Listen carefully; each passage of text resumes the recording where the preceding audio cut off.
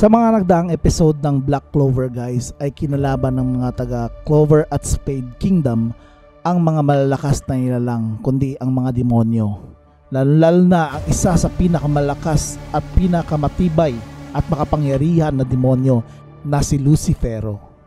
Pero dahil sa pagtutulungan at pagkakaisa sa lahat ng mga mage sa buong Clover Kingdom ay napabagsak nila ito.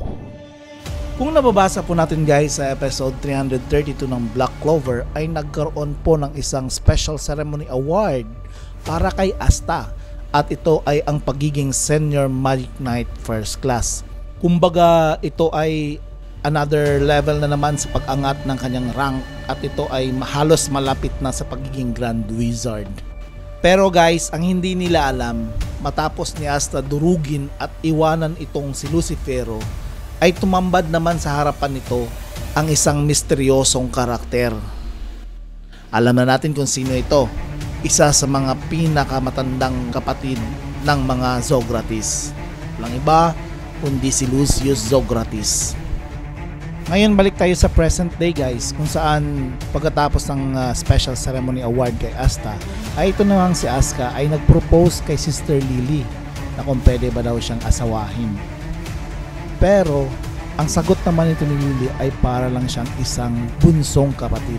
Siyempre ikaw ba naman, simula pagkabata ikaw nag-aalaga sa kanya.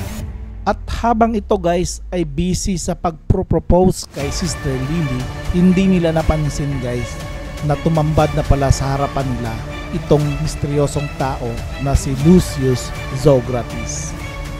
Sa episode 333 naman ay nagulat na lamang si Asta nang nakita niyang papalapit si Lucius Zogratiss sa kanya at bigla itong nagtanong, sino ka? Kasi syempre hindi nila alam, bigla na lang tumambad sa harapan mo tapos walang presensya. Syempre magugulat ka talaga. Pagkatapos guys ay gumawa ng special magic barrier itong si Lucius Zogratiss at ito naman ay agad ginamitan ni Asta ng kanyang anti-magic power. Pero guys, kahit anong gamit ni Asta sa kanyang anti-magic laban kay Lucius Zogratiss ay nagiging walang silbi ito dahil sa time magic naman na gamit ni Lucius Zogratiss. At yun nga, dahil malakas nga si Lucius Zogratiss ay ginamit na ni Asta ang kanyang special magic power. Walang iba kundi ang kanyang Devil Union. Pero ito ay kalahati lamang.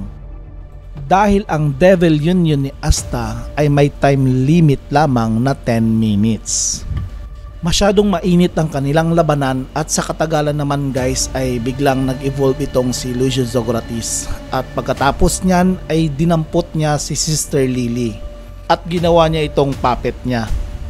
Yan ang isa sa mga magic power ni Lucius Zogratiss guys, kung saan pag ikaw ay nahawakan niya ay kaya kanyang gawing isang puppet na maging alagad niya. Kaya yun yung nangyari kay Sister Lily.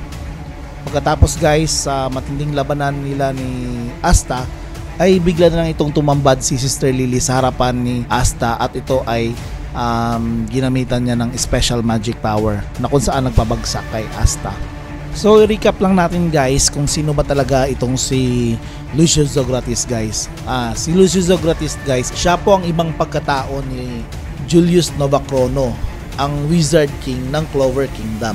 Pero hindi natin alam guys kasi nagpapatuloy pa naman yung Black Clover. Hindi natin alam kung siya ba talaga yung other personality ni Julius Novachrono or baka another person din kung saan kinokontrol lang si Julius Novachrono.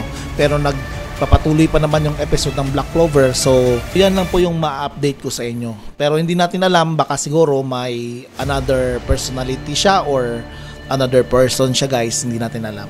So balik tayo guys no. Sa chapter 335 naman ay makikita mong wala nang kalaban-laban itong si Asta. Hanggang sa bigla na lang dumating itong mga miyembro ng Black Bulls na sina Secre at Noel at ito ring si Mimosa.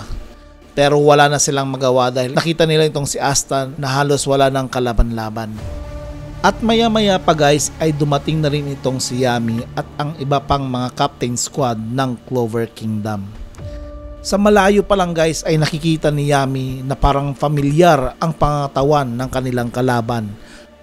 at bigla na lamang itong sumigaw na Julius, kung saan namumukhaan niya at nakikilala niya sa pangangatawan itong si Lucius.